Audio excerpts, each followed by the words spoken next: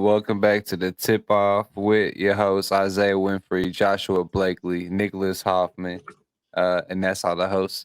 We're back. You know who's not back? James Harden is not back. We got to talk about it immediately. I think it's the biggest thing that's happened since we've been gone. How are we feeling about the Sixers? Just the Sixers after James Harden moving. I feel better about them than I did when the season started. I mean, they got the drama off their back. Maxey looks like Maxey doesn't get hurt. He's going to the All-Star game. Yeah, Probably all NBA or at least flirting with that if he stays healthy and keeps on this pace. I really feel better about him. I do than when the season started, man. I think they're in a that good most spot right improved now. pick that you had is looking right. Isaiah. Yeah, so I just wanted to make sure that I wasn't off base here because Harden hasn't been there all season. I had said earlier that Harden was cancer to this team, and getting him out of there for nothing would have been a plus. But now they got stuff back for him. The only team that they've lost to was the Bucks on opening night by 1 point. And since then, the 76ers have been red hot, dropping off the Raptors, the Blazers, the Raptors again, the Suns, the Wizards, the Celtics, the Pistons, the Pacers, and now they play the Pacers again tomorrow in the tournament. They have looked absolutely great. Maxey playing like an all-star, playing like we expected him to step up and fill the starting point guard role next to Embiid, proving that he belongs on the roster and in the limelight. Not to mention they got shit back. They got things back for James Harden. Yeah. He was sitting there doing nothing, rotting, losing value. Go ahead. I was just going to chime in. They also got rid of PJ Tucker's contract. Yes, they did. Yeah. I mean, that's a win in itself. I thought they were going to regret moving PJ Tucker because he is the kind of guy that knows how to be a role player and win a championship. He's done it with the Bucks really well. But who they got back is PJ Tucker times 3, pretty much. In my eyes, they get Robert Covington, they get Batum. I mean, that's PJ Tucker just in 2 different areas. You know what I mean? So that's PJ Tucker in 2 uniforms. And that's a lot better than you could say for a lot of other builds and types of players. Speaking of PJ Tucker, how are we feeling about the Clippers with him so far? So far, they're 0-4, and nobody's averaged 20 points on that team since he's been over there. Yeah. You go ahead on this one, Josh, because I want to pull up a little bit of information here. Yeah, I want to show you guys one thing here. Let's see if I can share this here. This was the Mavs announcer on James Harden the other day. Asked the producer to type this into the Clippers locker room so I can talk to you, James. I hope you're taking notes. I'm telling you in advance, you're welcome for the wisdom I'm about to spew. Because, listen, I get on my knees every night and pray for someone to believe in me like Daryl Morey believed in you. You wanted a certain coach, they brought in Mike D'Antoni. You want to play a certain style, they played it. You wanted Dwight Howard, they brought him in and got rid of him when you were tired of him. You wanted Chris Paul, they brought him in and got rid of him when you were tired of him. They brought in your old friend Russell Westbrook. You want to go to Vegas on off days? They looked away. You wanted the team to stay over so you could go out at night. They changed the schedule, and it didn't work. And you know what? You said, I'm going to break up with my whoopee. Not good enough. I see the bright lights in New York. I want to go there. My old pal, Kevin Durant. It's going to work. The big 3. And all after 1 year, you wanted out. You realized, oh, my gosh, I took this guy for granted, the guy that believed in me. I went back with Daryl Morey. They traded Ben Simmons for you. How did they pull that off? And you know what? You went there, and you got a partner who got the MVP. He won the MVP. And what did you say afterwards? You said, they didn't hand me the reins. You're the point guard. You were holding the reins. And what did you do when you had the reins? You scored 9 points in Game 7 against Boston. You blew a 3-2 series lead. So they fired their coach. Not good enough. You broke up with your guy, believed in you again. You said, the bright lights of L.A., that's where I want to go. Let's see if that works. Listen, James, have you ever had those friends who had bad? So then he just kind of goes on. But, I mean, when you lay everything out there, it looks pretty bad on Harden. Yeah. Pretty bad. Yeah. I feel speechless in the way that you're speechless because we've known this. I have said it. I know you guys have agreed with me, but I've said that exact thing weeks ago. And to hear it chimed back to us from national television as not even a take on Harden, that sounded like somebody recognizing his patterns and almost in a loving way calling him out for it. Hopefully this is the type of thing that James Harden takes and moves positively with, because I would love to be wrong about Kawhi Leonard I not being disagree. I think up until the Sixers, I don't know if I'm James Harden, I don't know if any moves or anything that was happened in his career that I'm like disagreeing with. cap. Especially from the Rockets, them moving to get Dwight Howard. Yeah, you need a big man, and you're the only guy on that team that was good. Of course, they're gonna move to get somebody on the team. Mhm. It didn't work out, so them moving to get Chris Paul or Westbrook. Of course, they're gonna get somebody of that caliber who were playing that well. It just didn't work out. And then you realize it's not going to work at the Rockets. What do? You go to the best team possible to win a chip? That's just the Nets. I mean, at what point was it wrong? And then the Sixers part is where it gets bad. So I get where you're coming from, right?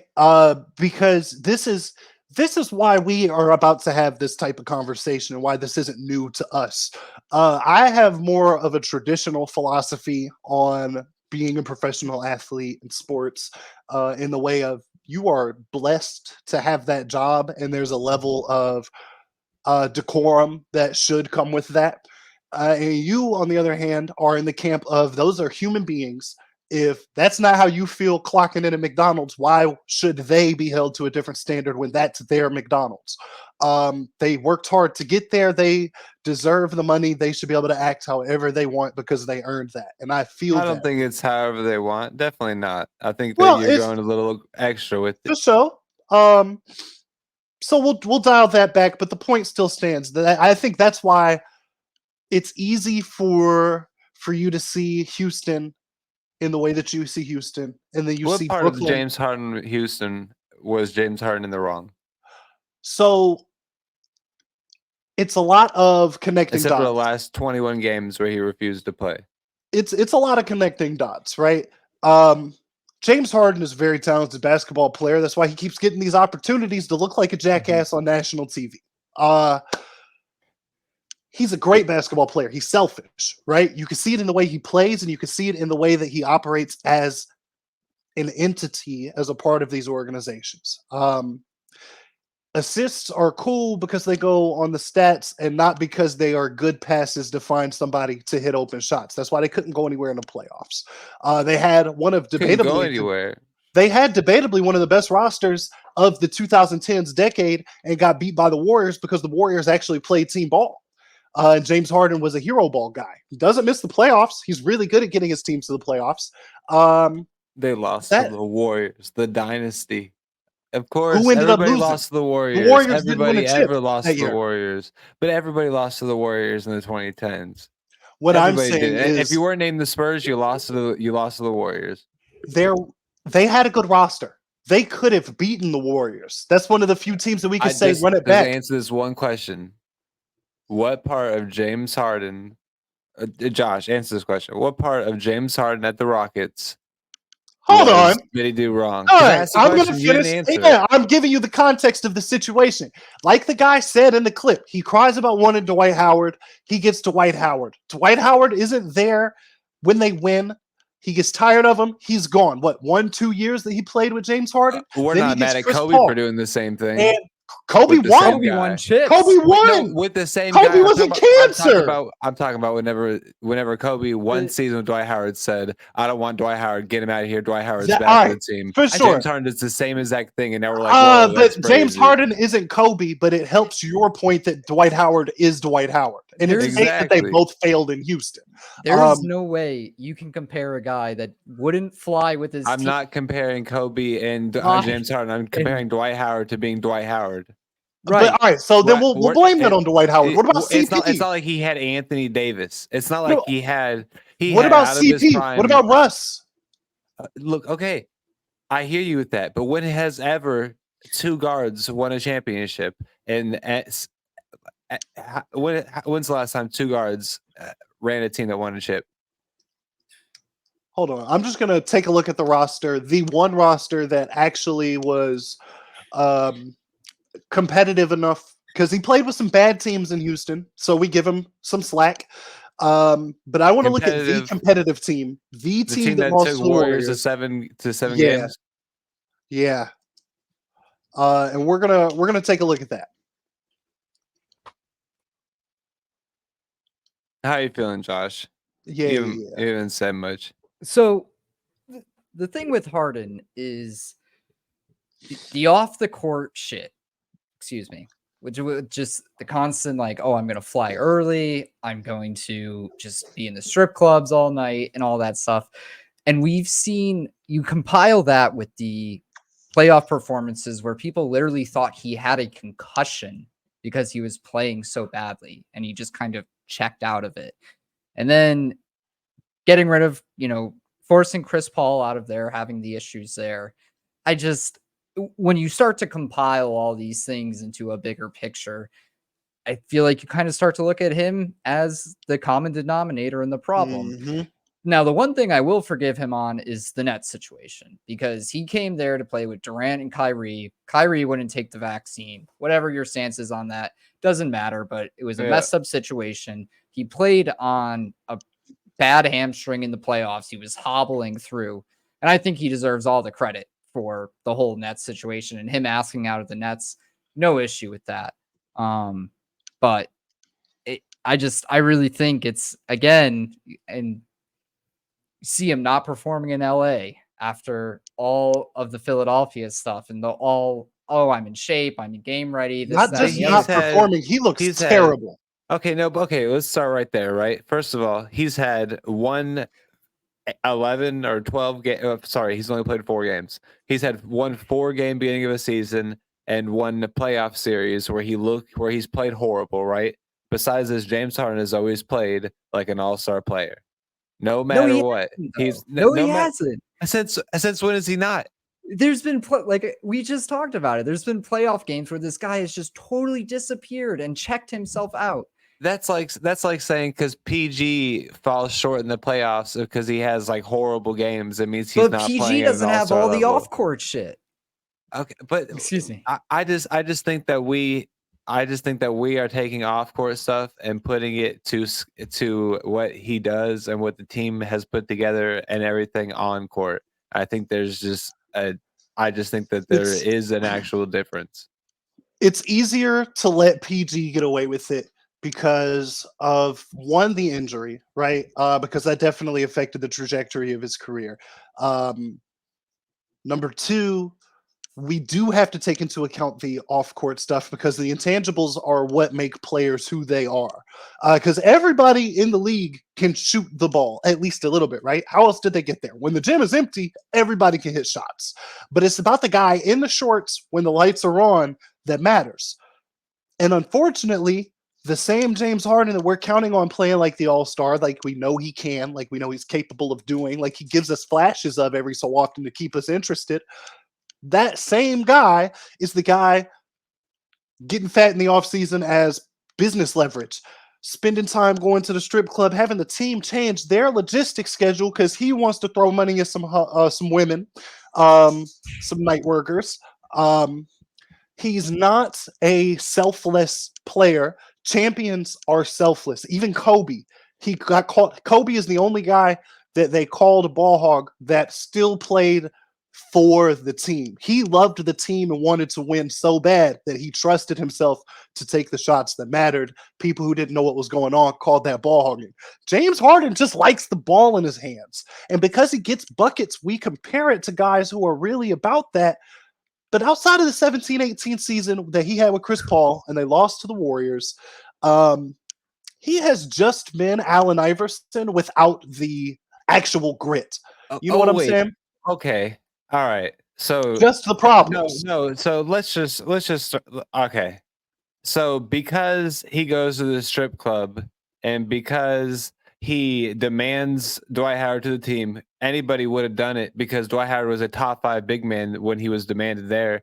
And then he demanded him out a season later. Anybody would have done it because Dwight Howard played horribly like Kobe did. he was that bad once again.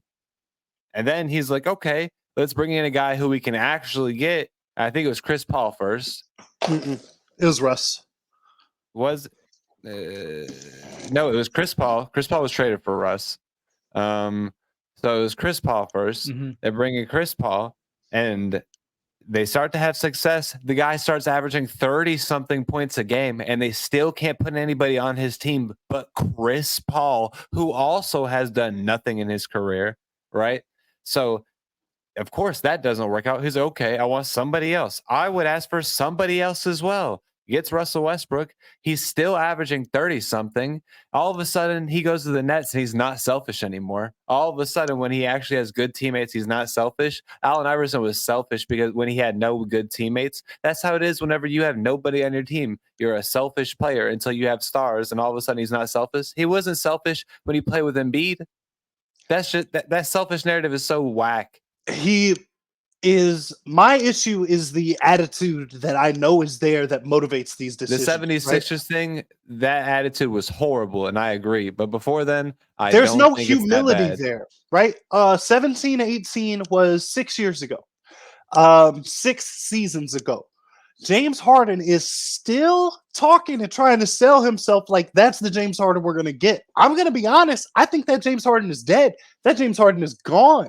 If James Harden could close, he'd have a ring right now, and not just with Philly. If James Harden was as good as he tells us he is, we wouldn't be talking about why he's bouncing around, because even when good guys are problems off the court, if they're good, we don't talk about it. We just let it ride. You could say that about almost every single player, because most players don't have a ring. Like, that's such a broad thing to say about somebody. Chris Paul gets away with not having a ring because he's a good guy. Oh my. Chris Paul gets away with not having a ring because he plays good basketball on bad teams and does his job. Right? I'm not saying that he's one of the best point guards ever or anything like that. He's definitely going to make the Hall of Fame with or without a ring. Chris Paul never sold himself as the type of guy that James Harden has been telling us that he is. Chris Paul could have been his number 2, and they could have won that chip. They could have beat the Warriors and then beat the Cavs that year? I think it was the Cavs. There's no world for me where I don't blame James Harden for a lot of his own problems. There's a saying that all of the biggest problems in the world lie between my pinky and my thumb, right here. And I don't think he's strong enough to actually own up here to be as good as he says he wants to be. And Josh, you want to close out the James Harden talk?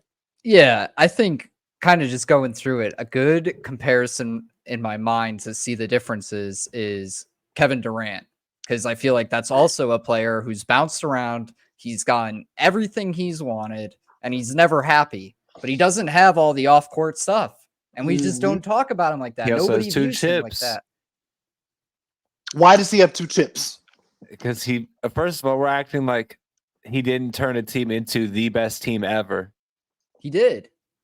Like, and he was also the best player on that team. No, really, he was the best player on that team. I don't know. I will say that one-on-one team. Get out of here. It took his Achilles getting busted for Steph Curry to be better. Come on. Are we pretending like KD wasn't known as the best scorer when he was playing? Like, he was unguardable. He was shooting over LeBron. We're talking about this is delicious pie, right? This is the best pie in the world, and we just put ice cream on top of it. And now it's even better pie. Does the ice cream make the pie that much better if the pie was already the best pie? The pie was already winning 72 games. Yeah. No, and that's championships. I think this is exactly why I understand why KD gets so frustrated at this conversation whenever he's talking about he just likes to hoop. At the end of the day, you want to be on the best team. You want to win a chip every year. If you get the chance to go to the Warriors, now I'm not saying the circumstances were perfect, right? But regardless, the circumstances going to Miami wasn't the best for LeBron.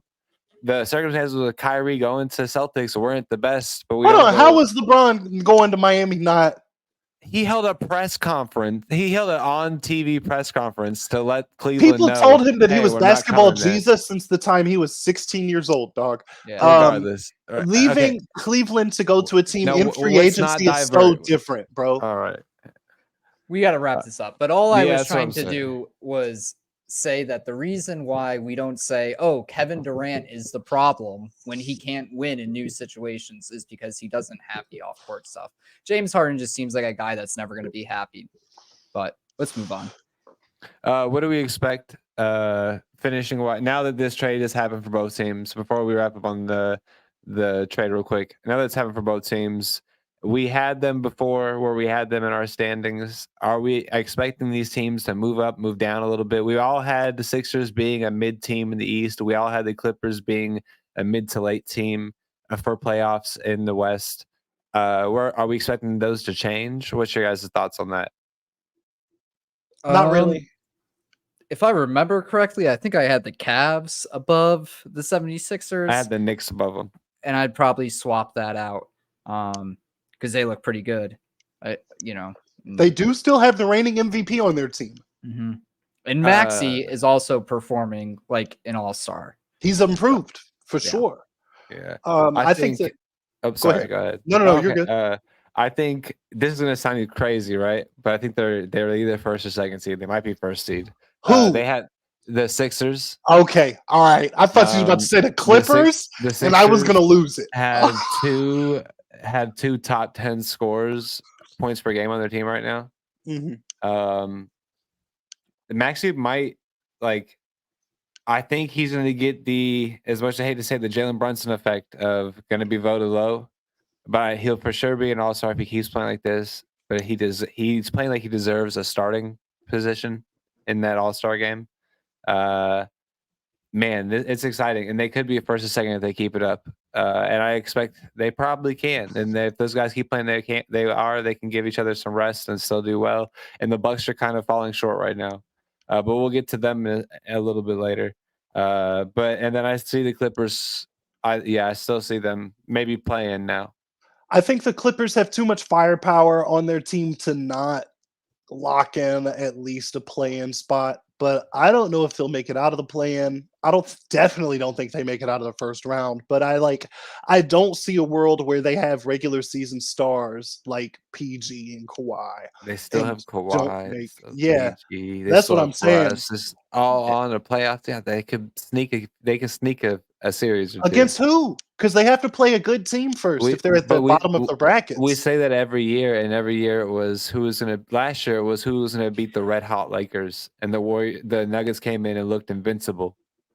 That was the conference finals, though, dog. No, but that was the entire playoffs. So I'm saying nobody expected there's many people saying that they're just a regular season team, came in, looked invincible.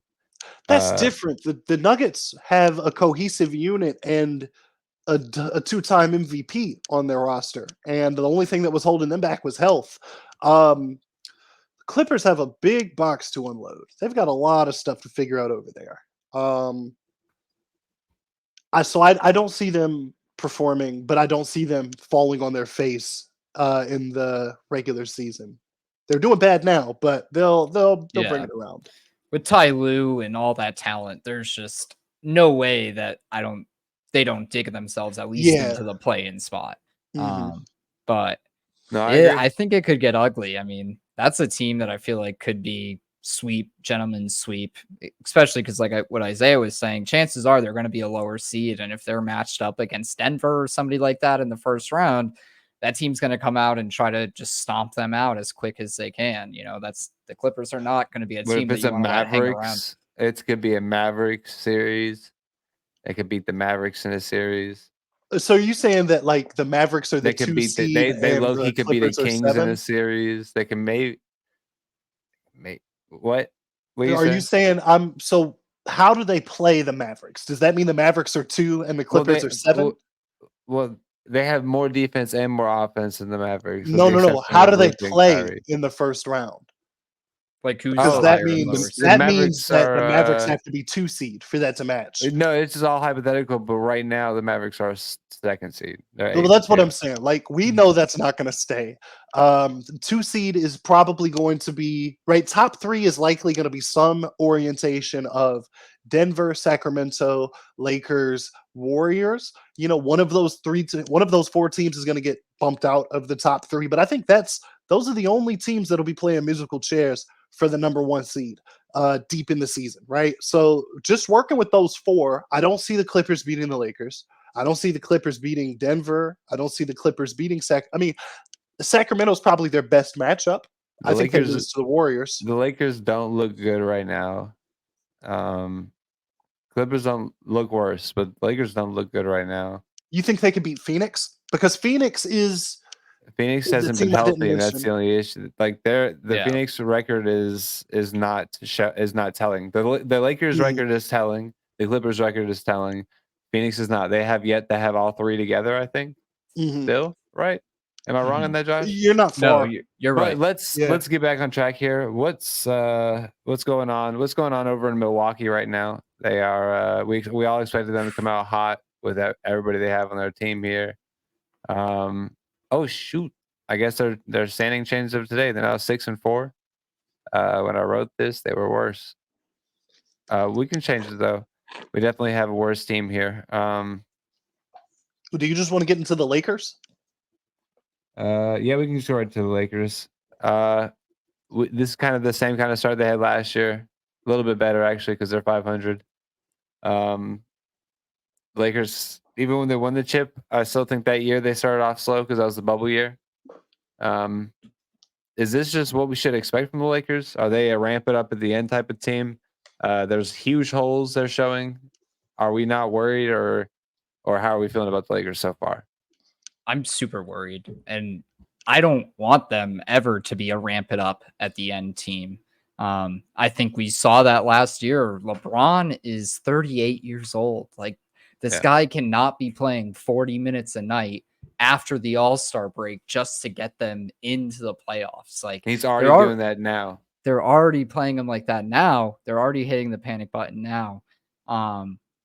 And that was my whole thing was at the beginning of the season was I felt like the Lakers really needed to stack as many wins as they can in the front end and then kind of ease LeBron and stuff towards the end. The year that they won the chip, he benefited greatly from all the rest that came in between the season and getting the bubble set up. I think there was something to that. I really do. I mean, this guy's played a lot of basketball. He's getting up there, and yeah, I would be pretty concerned if I was a Lakers fan right now. And I'm not saying they're going to end up out of the playoffs, but I'm concerned about what they're going to have to do to stay afloat and get themselves into the playoffs and what LeBron and AD are going to be looking at health-wise at that point. Yeah, Isaiah. So just piggybacking right off of what you said, right?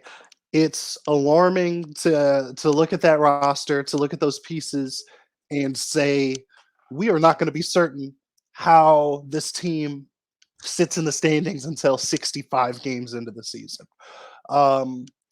Because LeBron is not the same LeBron, and we can't just expect a 40-year-old man to flip a switch and be able to do what a 30-year-old man could have done, no sweat, right?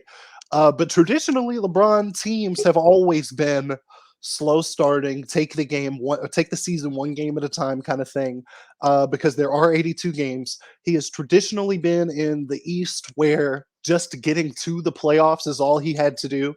We're in a world where that doesn't work anymore. We're in a world where the game is a little bit faster. Big guys are stepping out further and letting it go. The game has changed a lot since LeBron became a contender. And I don't know if they can still get away with doing that. I personally am not worried. I think the Lakers settle somewhere in a 6 seed if worst comes to worst. I do still see them as like a 4 seed. You know, the West is going to be tight enough where 4 and 6 isn't that big of a difference. We will have to reconvene into a State of the Union after the All-Star break on whether or not they're going to be able to hold. But right now, 10 games into the season, I think it's okay to just let them breathe a little bit right now. I mean, it is super early still, but I think every year we kind of see the writings on the wall early, and then with most teams, and then we always think like only very few of them actually end up being true. But I think it's the opposite. I think most teams end up being true of what we see early, and it's a few teams that are incorrect. Last year, it was the Jazz that ended up being incorrect. Uh, if you've seen the beginning of the year, you know what I'm talking about. I think this is the marking on the wall of the Lakers being a mid team. If they do make the playoffs, I don't know if they make it anywhere. Uh, but I mean, 6 seed is probably a good pick there. I I'm afraid they're going to fall into a play-in team. The way certain teams are playing right now, and the way it doesn't seem like anybody wants to tank. Anybody cares about this draft. It doesn't seem like it at all. Um, so I'd be interested to see what happens throughout the season, but we'll have to see. And speaking of markings on the wall here, we have the Rockets and we have the Mavericks 8-2, 6-3. Also the Timberwolves 7-2. Is it too early to buy into the hype? On the Rockets, yes. Uh, The Rockets are top 10 in offense and defense. I just don't see that lasting. Isaiah's pick on the coach of the year is looking yeah, is looking right now. yeah. I don't know. Dylan Brooks has been phenomenal, which is didn't think I'd be saying that anytime soon. They do look good and everything, but they're just so young. I just don't see this lasting over a season, and I think they're kind of playing a little bit above the norm right now. And there's a lot of teams in the West that are playing below where I feel like they should be, and I think that's going to kind of even out pretty quickly. What about a Rockets, Isaiah? The Rockets are surprising a lot of people, I think. Not that is the reason that they have 6 wins out of their first 9. They're playing good basketball. They're top 10 in both offense and defense because they have played top 10. It's a good thought to not think that both of those are going to persist through the whole season. But the fact that they get the new coach, I mean, this is a lot like when I said that Ime Udoka was going to be coach of the year. It almost feels like a last chance for a lot of those guys. There are young guys over there who are on the tipping point of, am I going to be relevant and a star and an important person on rosters in the next 5 years of my NBA career? Or am I going to be a rotation journeyman and might not be able to find a job in the U.S.? You know? And that's scary. And I think a young coach, a young core, a good city, and some good basketball has put them in a position where now they know what it feels like to be winners. They're coming out looking great. We saw, completely unrelated, I'm good at connecting these things, Colorado University with Deion Sanders at the head coach, right, was a big media thing. People didn't expect that team to be good. They went undefeated until they played Oregon. They played a good school, a real school, and they got mollywopped. And then they got beat the next week, right? Hype died down. People tempered their expectations. I think that that's coming for Houston, but because there's 82 games, because there's so much happening, 1 or 2 big losses, it's gonna be a chin check, right? You never know who you are or who you're surrounded with until you get punched in the mouth. After that happens, the way that they react to the first losing streak or the first couple of big losses to good teams is going to tell us whether or not they persist. But right now, it looks like they're doing good. It's just I don't think they've played enough to feel all the way invested. But man, am I looking like a prophet? You know what I'm saying? It is that, like you saying, see how they bounce back after losses to good teams. But it is like the opposite that has me like confused, is how they win against the good teams. And I guess you do have to worry about both. You know what I mean? At the end of the day, and look at both. But it's the way that they're winning against good teams. They haven't played many. Don't get me wrong. And I guess it's the same thing with the Timberwolves here. It's the way the Timberwolves are beating teams that everyone said was contenders this season and beating them like decisively. Yeah. And I do want to pivot to them. I think you guys touched on the Rockets real well. But with the Timberwolves, it's kind of scary, and it kind of makes me wonder, is it their time? Is it now for Anthony Edwards and Cat? And Gobert too, looking amazing once again. Is Mike Conley finally going to get a ring? How are we feeling? Were we wrong about them being a play-in team? You know what? Could be, right? I think we might be. But man, it's tough, right? Because there's a lot of games in the season, but there's also only so many games in the season, and there's only so many playoff spots. There are dynasties that are fighting to maintain relevance. There are consolidated stars and teams put together to compete out in the West, trying to define their identity. The T-Wolves could very well say this is our year and this is our time and have a breakout season and contend late into the summertime or the springtime, early summer. That could happen. It's unfortunate for me to see Houston and Minnesota both performing very well, right? Because it's not like both of them are going to keep performing, and it's not like one has to be bad for the other one to be good. It's just there's only so many playoff spots. It's hard because every time you slide somebody in, somebody has to come out. And as much as I want to believe in the Timberwolves right now, after being 7-2, after looking the most cohesive that they've looked as a franchise in a hot minute, I want to buy in, but I don't know who to slide out for them. You know what I'm saying? How you feel about it, Josh? I am putting them in. I think the easy slide out is Memphis. I mean, they're 1-8. And at this point, at this rate, they would be 3-24 or 3-21 when Ja comes back if they keep going at this 1-8 rate, which is insane. And at that point, their season's over. The thing with the Timberwolves that we have to remember, I think it's a little bit of recency bias, and I think we have to go back to when the Gobert trade first happened. A lot of people were looking at this team, myself included, as this is going to be a really, really good regular season team. Mm-hmm. They have spacing, they have scoring with Anthony Edwards and Cat, and then they have the best rim protector in the league at the time. Probably can still say he is in Rudy Gobert. I think they played 20 games together last season. It was pretty bad. So if you just kind of black that out and go back to that mind state, I'm really not too surprised with the Timberwolves. They're healthy. It's working out. They have the number one defense in the league. Well, number one opponents points per game in the league at 103. They're fifth in rebounds. It's looking like I felt like it should have not last season, but the season before. Do I think that they're going to translate to a great playoff team? I don't know.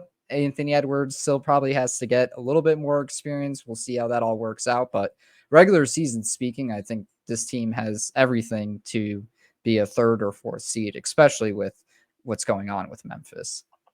I mean, just talking about them now, I think Anthony Edwards is 22 years old, averaging 28, 6 and 5.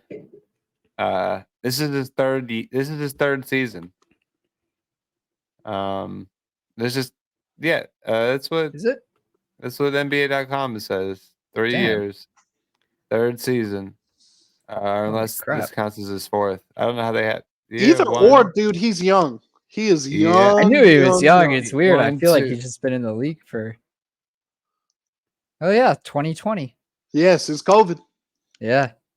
So, I mean, look, Team USA really did a number for him. Mm-hmm. That Olympics really did a number for that whole team with how ready they were to play immediately. It's shown. They are a clear favorite for me for the play-in tournament here. That being said, man, they might be up next with those contending teams, those Kings for once the Warriors, Lakers are out of the picture, and the Clippers are out of the picture. We're going to start to see those teams as the top of the West, and they could. The game they had against the Warriors, I was I was convinced they were a contender. It might be too early, but I don't want to pull it too early. But they might be an easy conference semis. Well, the Nuggets last year said that they were the hardest team they played in the playoffs. And I Yeah. mean, that's something. I mean, look at the matchups. That's probably the worst. That's probably the hardest matchup they had, the Nuggets.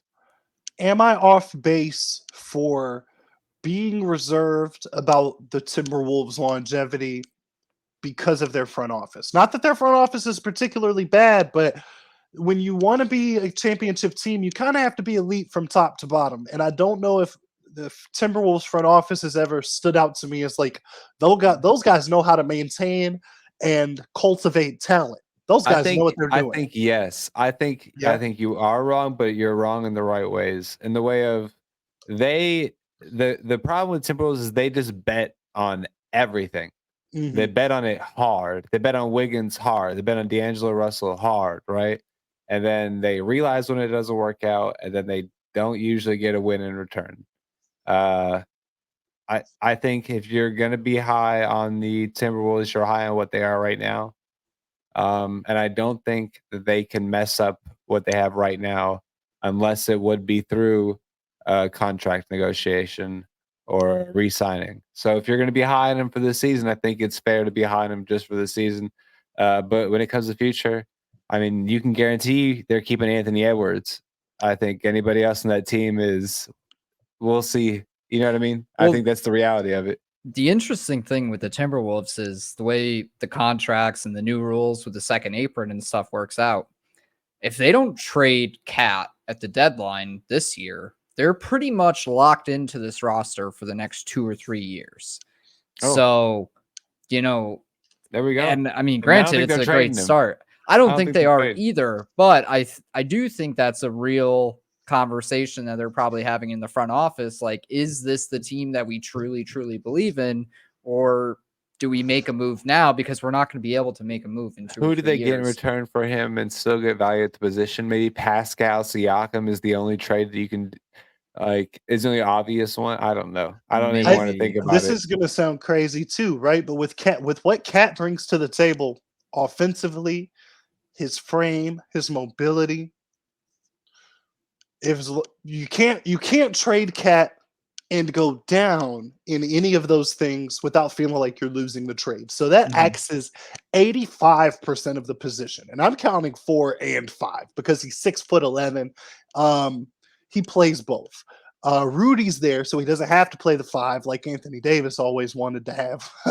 But he's a 4 right now. I think the only guy that I would be comfortable moving Cat for and being like, this is an upgrade and is going to make us better without him is Joel Embiid.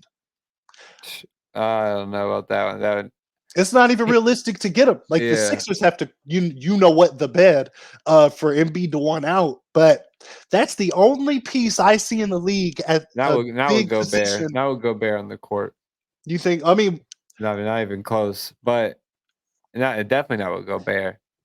But what else? What else do you get for Cat without feeling like you're losing? You don't go for the MVP. Gifted offensive big in the offensively gifted big. Like he is the guy. You get it. Yeah, but most 4s have better defense, so you also take that into consideration. If you're moving him, like I said, I really didn't even want to speculate on it. I really don't even want it to happen. I don't either. I think that Pascal level of a player is the best they're gonna get. I don't think there's many people that they could even get.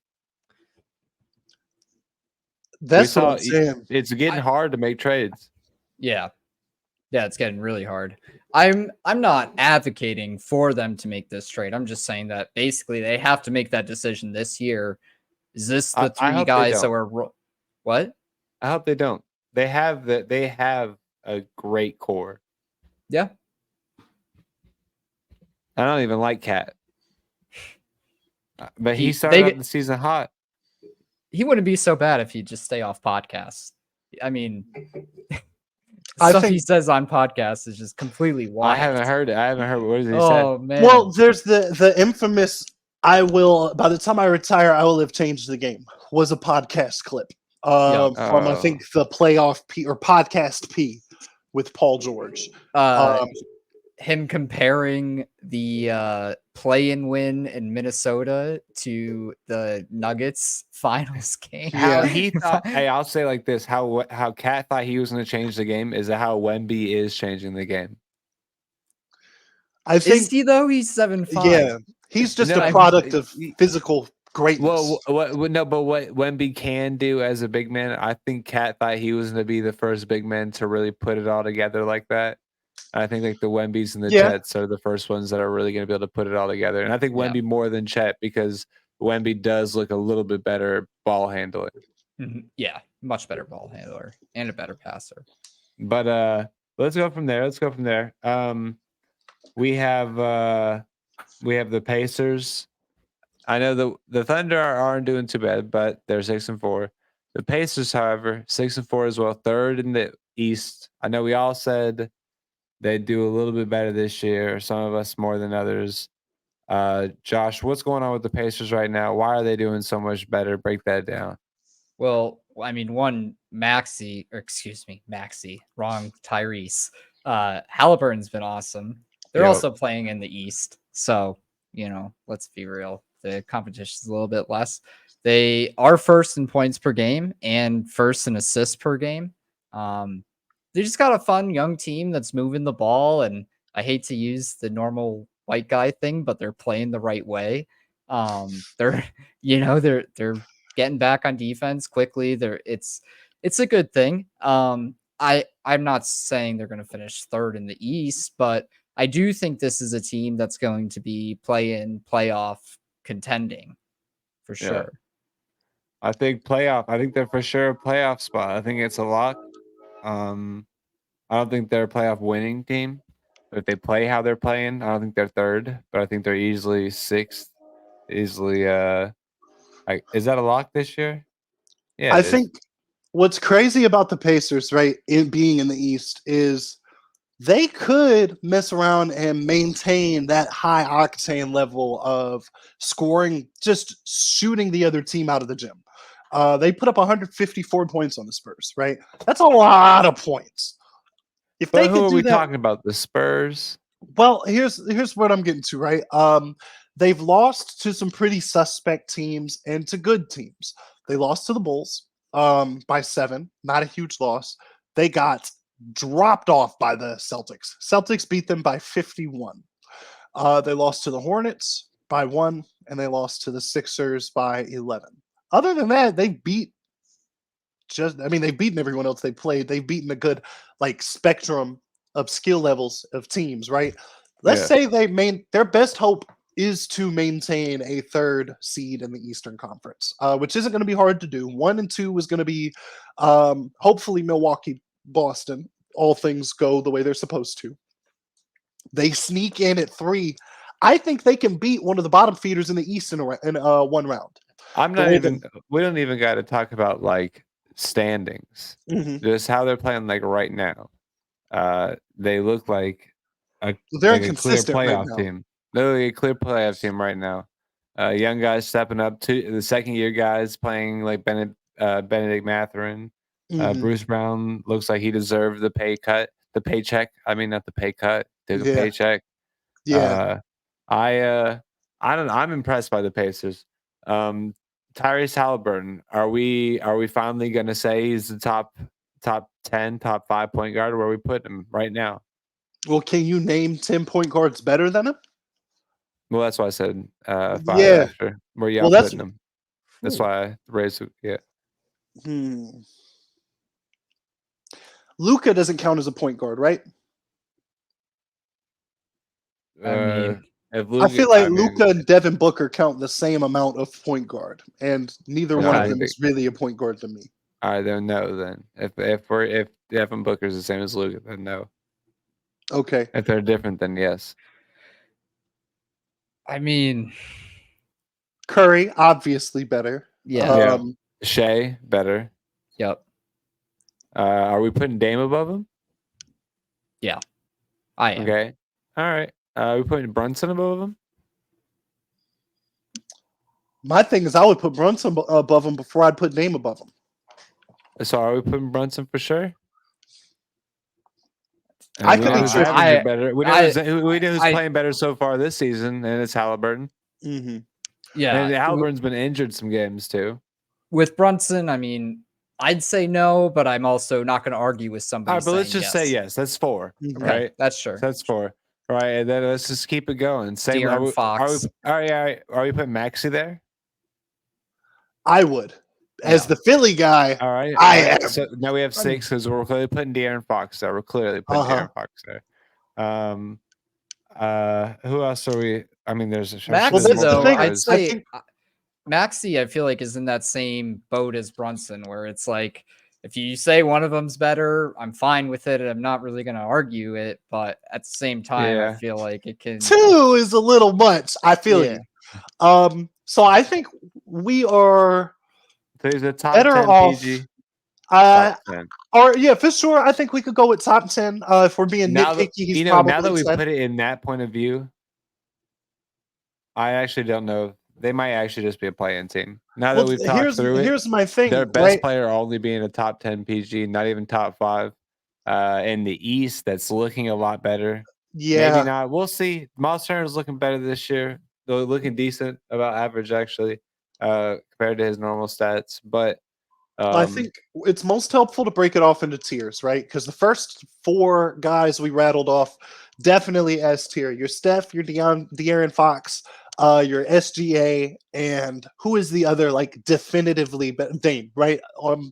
I feel like we can say off a resume Dame is still better than Yeah. Tyrese Halliburton, right? So we've got that S tier group of point guards. Am I missing anybody in that elite level of PG? we have Man. SGA, we have Curry. Mm-hmm. I think there's the only 2 at the very top. Okay, for sure. So those guys will be S plus, and right behind them is De'Aaron Fox. And why do I keep saying And Dame. Yeah. Both of them. Is Both of anybody them. else Let's not in let's that? not let's not hate like De'Aaron Fox wasn't just clutchest player, the For sure. 4th quarter player, and I'm not hating on. If I'm yeah. hating on anybody, it's Dame, Where not are we De'Aaron putting Fox. Jamal Murray? Are we gonna pretend like I he think wasn't Jamal just Murray goes arguably into the that best second PG in all the slot. playoffs? Yeah. I think he definitely Jamal- goes into the S. Ja vanilla Morant. S. Oh yeah, I think- are we gonna act like Ja wasn't arguably a top 10 player until he started waving guns? That's the why best ability is availability.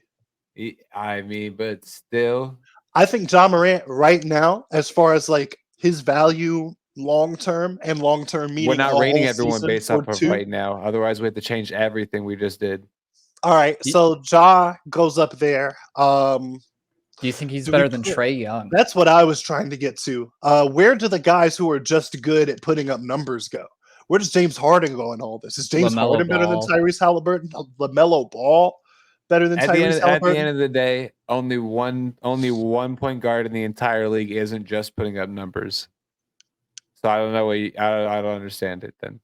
At the end of the year, every point guard besides Jamal Murray was putting up numbers. It feels like it's easy to look good as a point guard, like Trey Young, where you don't really have a ton of help. The ball starts in your hands 65% of the possessions. And he's You are winning going to have 60. points and assists. So it's hard to distinguish, or I think it's important to distinguish the line between guys who are productive as a point guard and point guards who are good at producing wins, and that's what makes them elite. And I think Trey Young falls into the one side, and I don't know how good being in that side is compared to being okay on the important side. You know what I'm saying?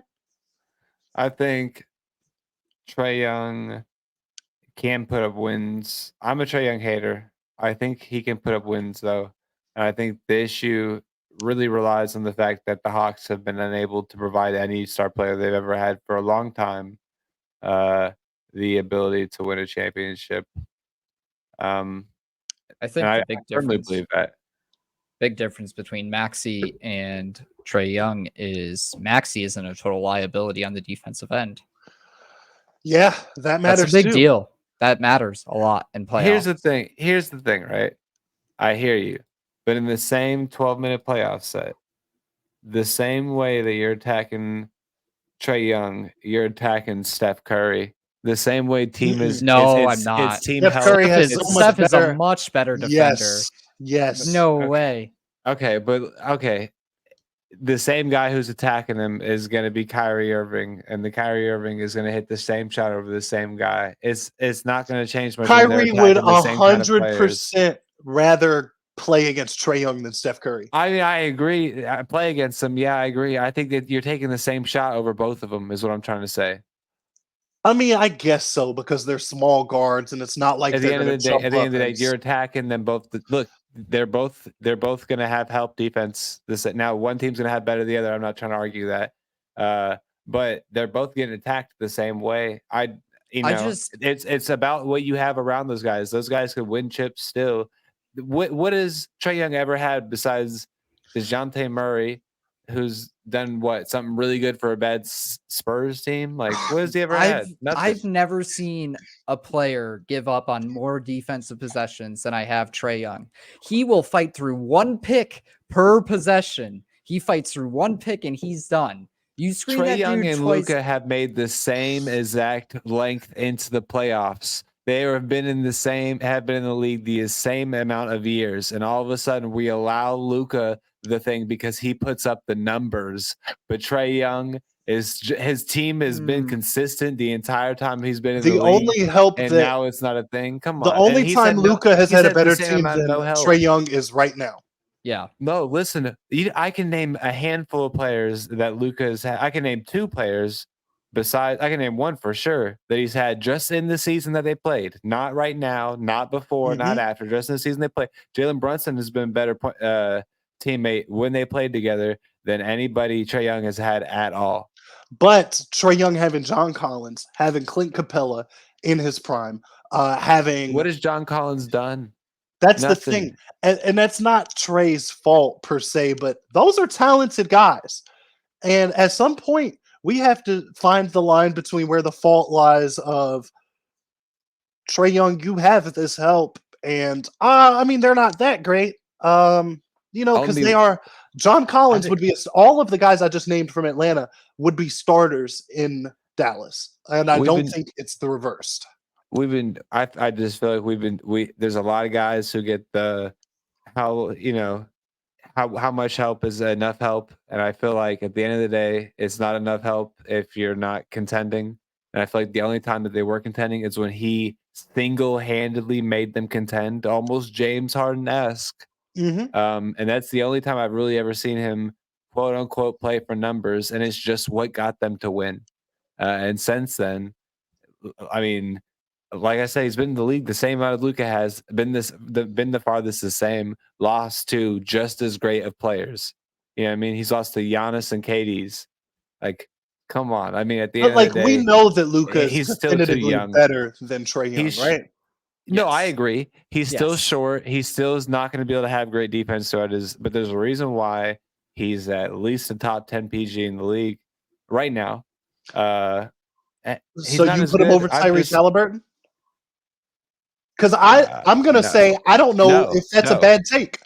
No, but I'll say this: give me 15 games, and I could see me taking him over maybe Brunson, maybe Maxey, maybe Halliburton.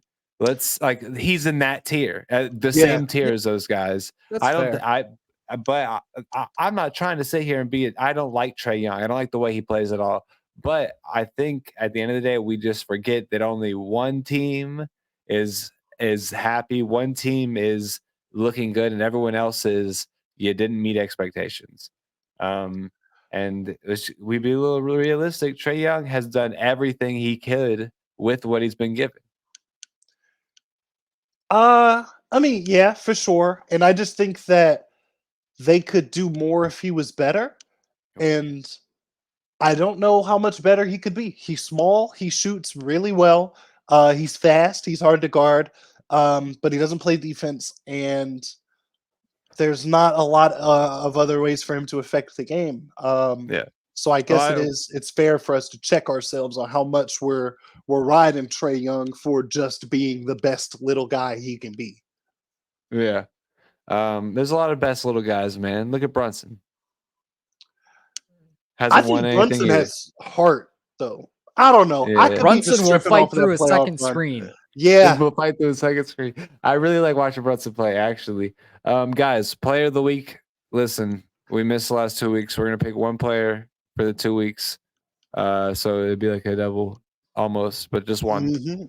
I think we all kind of have a player in our head. Real quick, Josh, go for it. I hate to pick them again, but it's Maxey. They're the Yeah. number one team in the East. Like, Yeah. and this guy is playing like he Actually, could be flirting with I all disagree. NBA. So I think if we take just last week into consideration, yes, 100%. I almost want to give it to Anthony Edwards right now. I also fair. thought that For the- Minnesota for deserved some the- love. For the way that he's been able to just run the contending teams into the ground recently.